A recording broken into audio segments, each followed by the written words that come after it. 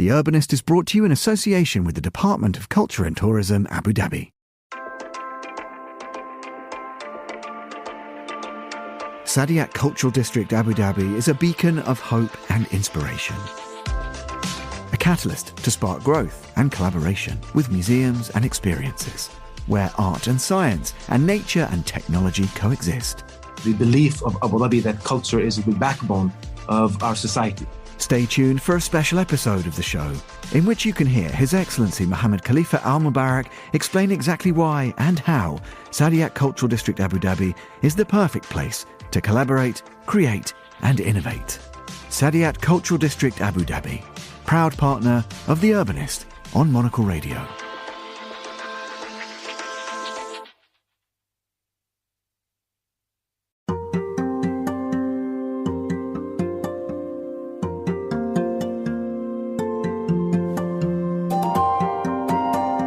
Seemingly growing from the ground and stretching out across the water in São Paulo's port exists a marvel of neo-futuristic architecture.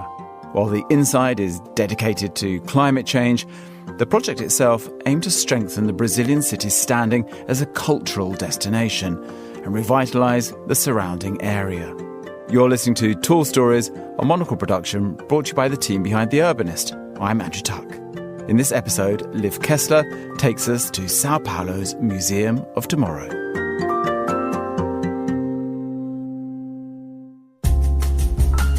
Rio de Janeiro is no stranger to jaw-dropping scenery. From the Christ of Corcovado to the Sugarloaf Mountain and its cable cars which dot the picture-perfect sky, there is no shortage of beauty in Brazil's former capital. Yet, if one were to look beyond the infamous white sand beaches of the Copacabana Esplanade, they would find a similarly breathtaking scene in Pier Mauá of the historic Port Zone. It is here that the Museu de Amanhã, Museum of Tomorrow, Rio's contemporary science museum, has found its place. Jutting out into the water of the Guanabara Bay, the long white structure is reminiscent of a space-age whale skeleton. On weekends, it's hard to get through the crowds of bicycles stopped in their tracks to admire the two-story building. Reflected in the shallow pools, the fluid metal structure cast a fine-line shadow on the pier. Neo-futuristic Spanish architect Santiago Calatrava, who is responsible for the building's design, has said that the idea was for the building to be as ethereal as possible, almost floating above the sea like a boat, bird, or plant. To anyone who had visited the city prior to the Rio Olympics in 2016, mere mention of the port zone would send a shudder down their spine. Though the historic port had been in use since the mid-18th century, starting as a landing point for slaves and then later an exporter of Brazil's coffee trade, the 20th century had seen a significant shift in the port's purpose. The area was known for a highway overpass, the Elevado da Perimetral, which ran through it. This highway was completed in 1978, connecting the south and the city center. Though a symbol of efficiency and progress for the time in which it emerged, it further signified the decay of the port zone as an increasingly transitory space.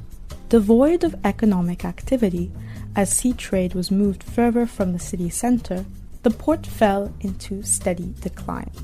The Museu de Amanhã was a part of Porto Mar Bahia, the Wondrous Port urban restoration project.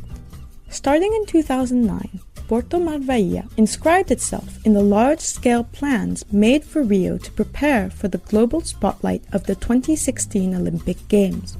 Plans included the implementation of selective trash collection, street lighting, and planting of 15,000 trees.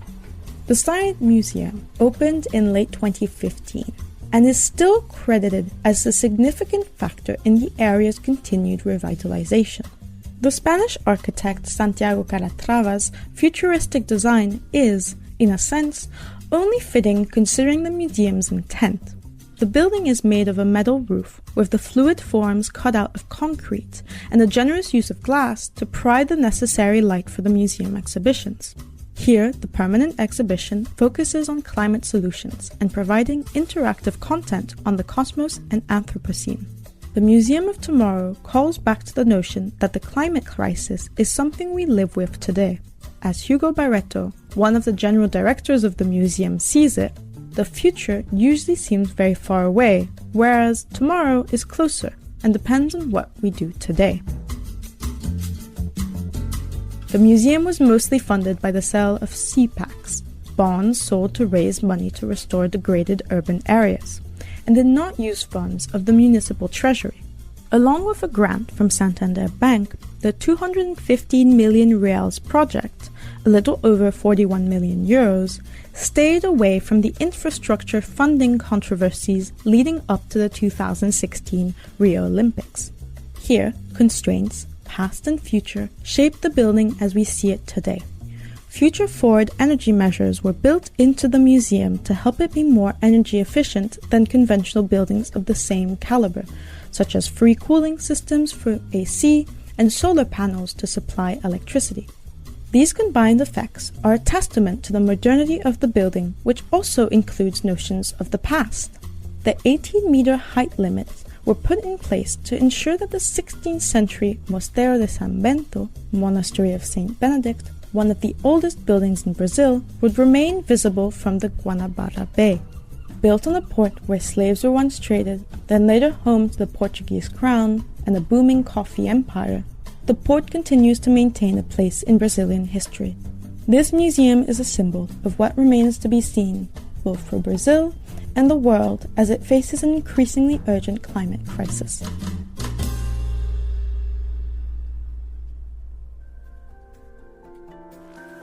Tall Stories is a Monocle production from the team behind The Urbanist. This episode was written by Liv Kessler and produced and edited by David Stevens. Be sure to subscribe to the podcast to receive new episodes every week. I'm Andrew Tuck. Goodbye, and thank you for listening, City Lovers.